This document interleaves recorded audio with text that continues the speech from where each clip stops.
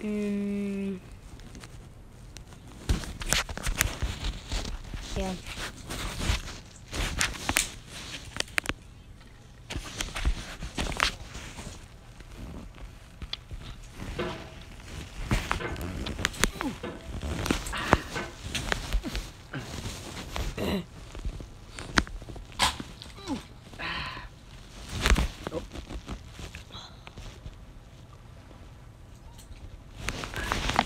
There's no feeling more intense than starting over. If you deleted your homework the day before it was due, as I have, or if you left your wallet at home and you have to go back after spending an hour in the commute. If you won some money at the casino and then put all your winnings on red but it came up black. If you got your best shirt dry cleaned before a wedding and then immediately dropped food on it. If you won an argument with a friend and then later discovered that they just returned to their original view. Starting over is harder than starting up. If you're not ready for that, like if you've already had a bad day, then what you're about to go through might be too much. Feel free to go away and come back. I'll be here. Alright, thanks for coming with me on this trip. I'll understand if you have to take a break at any point. Just find a safe place to stop and quit the game.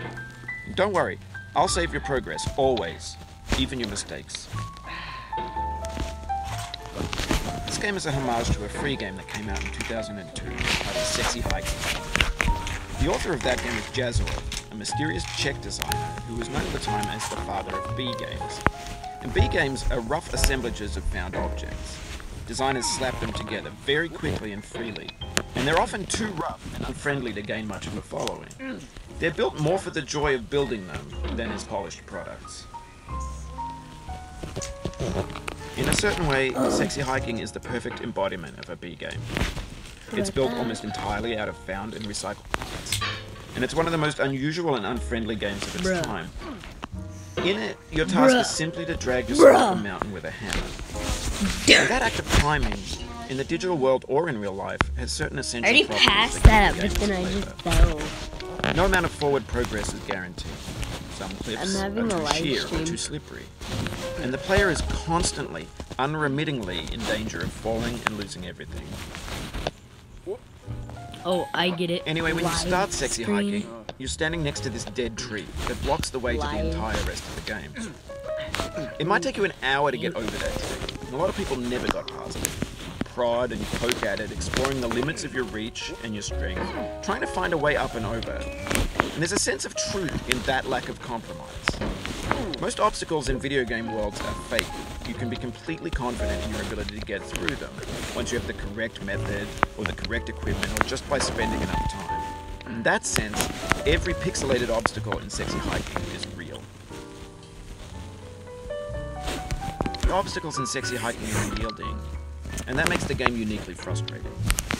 But I'm not sure Jazro intended to make a frustrating game.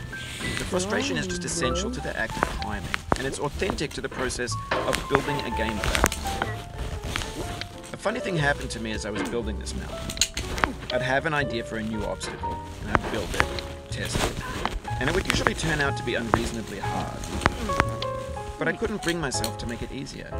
It already felt like my inability to get past the new obstacle was my fault, as a player rather than as a builder.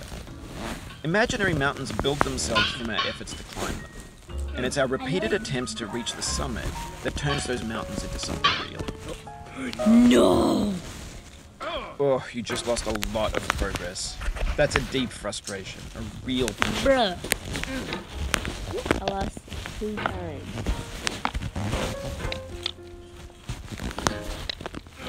I am gonna get up. Oof, Bruh. sorry about that. Probably.